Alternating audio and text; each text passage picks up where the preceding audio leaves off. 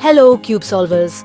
Today, on July 24th, 2025, we're going to explore one of the most brilliant puzzles ever created, the Rubik's Cube. It might look impossibly complex, but science and a little bit of practice can help us understand it. Consider this. A standard 3x3 cube has over 43 quintillion possible combinations. That's a 43 with 18 zeros after it. But don't you worry, we have a system, a method that cuts right through all that complexity. By following a series of steps, we can put every single piece exactly where it belongs. It's not about magic, it's about algorithms and understanding how the puzzle works. So let's get started on this amazing journey of logic and color. First, let's break down the cube's anatomy. It's made of 3 types of pieces. In the very middle of each face, you have the center pieces. These 6 pieces never move from their positions relative to each other. The white center is always opposite the yellow, blue is always opposite green, and red is always opposite orange. This is a crucial fact. Then, you have the edge pieces which have 2 colors each. There are 12 of them sitting between the centers. Finally, you have the corner pieces with 3 colors each. There are 8 of these. Understanding these pieces is the first step to mastering the puzzle. Now, let's learn the language of the cube. When we talk about turning the faces, we use letters F for the front face, the one facing you, B for the back, U for the up face, D for the down face, L for the left, and R for the right. A letter by itself, like R, means you turn that face 90 degrees clockwise, as if you were tightening a screw. If you see a letter with an apostrophe like R prime, that means you turn it counterclockwise. This notation is our scientific language for solving the cube, allowing us to communicate precise moves. Before we dive into solving, we need to learn 2 fundamental move sequences or algorithms. Think of them as our trusty lab tools. The first is the right-hand algorithm RU R prime U prime. You turn the right face up, the up face clockwise, the right face down, and the up face counterclockwise. Try it a few times. The second is the left-hand algorithm L prime U prime LU. That's the left face down, up face counterclockwise, left face up, and up face clockwise. These 2 simple sequences are the building blocks for most of our solution. Practice them until they feel like second nature. They are the key. Alright, let's get our hands busy and start solving. Our first goal is to create a perfect white cross on one side, which we will keep on the bottom, but we start by building it on the top. Find the yellow centerpiece and hold it so it's facing up. Now your mission is to find the 4 edge pieces that have white on them and bring them up so they surround the yellow center. This pattern is called the daisy. Don't worry about the other colors on the edge pieces just yet. Just focus on getting those 4 white petals around the yellow center. It's a simple, intuitive step that sets us up for success. Once you have your daisy, look at one of the white edge pieces.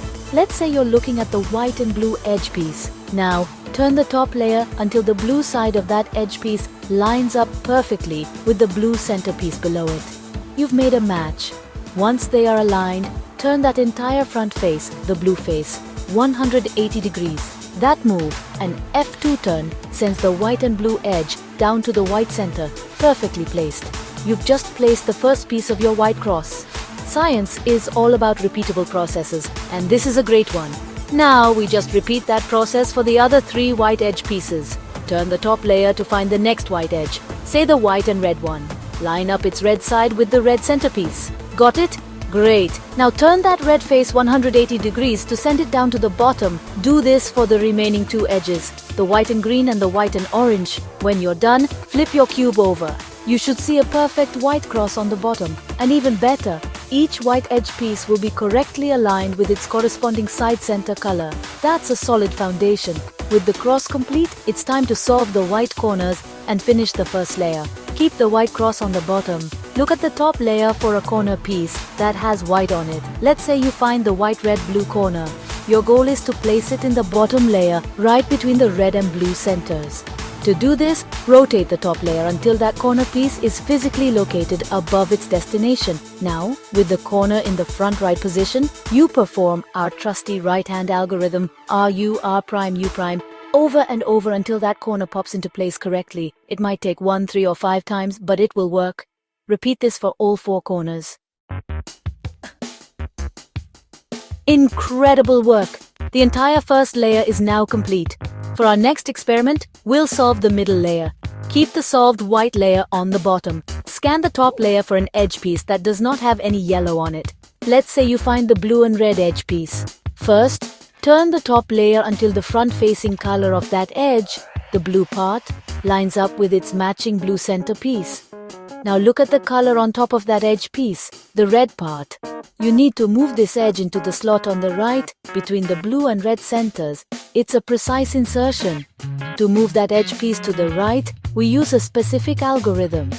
First, move the top piece away from its destination with a U-turn. Then perform the right-hand algorithm R-U-R prime U-prime. This seems to mess things up, but it's part of the plan. Now rotate the entire cube to your left so the red center is facing you. Finally, perform the left-hand algorithm L prime U prime LU. Magically, the edge piece will slide perfectly into its middle layer home. If the edge needs to go to the left slot instead, the process is similar. Move it away with U prime, do the left-hand algorithm, rotate the cube right, and do the right-hand algorithm. Keep repeating this process for all 4 middle layer edges. Find an edge without yellow on the top layer, match its front color to a center, and then use the appropriate algorithm to slide it into the middle layer on the right or the left. Sometimes an edge piece might be in the middle layer, but in the wrong spot or flipped the wrong way. If that happens, just use one of the middle layer algorithms to insert any other edge from the top layer into its spot. This will pop the incorrect edge out and place it back on the top layer, ready for you to solve it correctly. Now for the yellow side.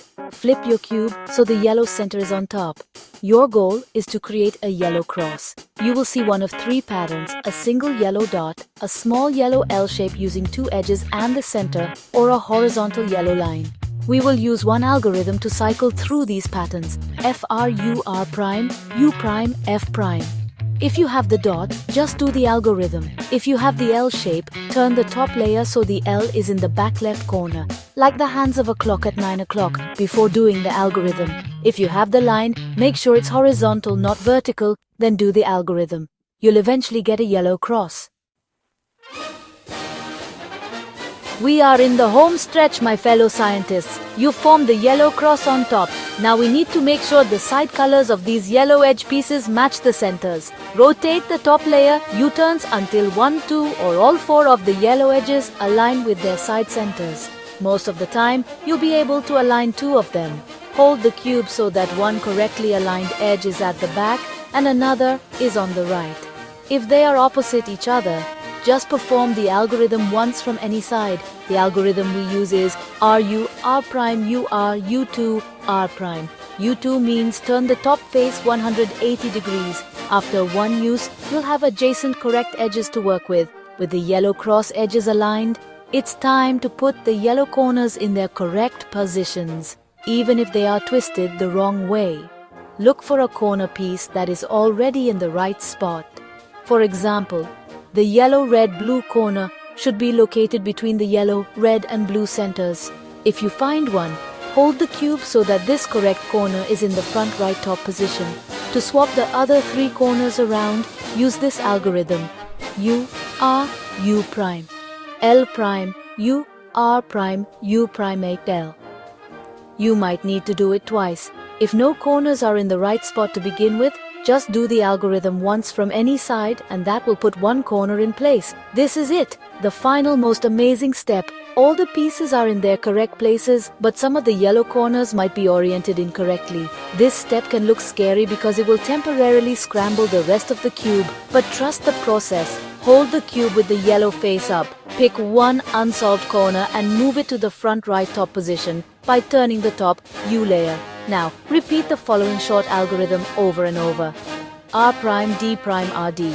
Keep doing it until that specific corner is solved, with its yellow sticker facing up. It might take 2 or 4 repetitions. Here is the most critical part of the entire solution. Do not rotate the whole cube. The bottom layers will look like a total mess, but that's okay. Once that first corner is fixed, keep holding the cube in the exact same way and just turn the top layer, U or U prime, to bring the next unsolved corner into that same front right top spot.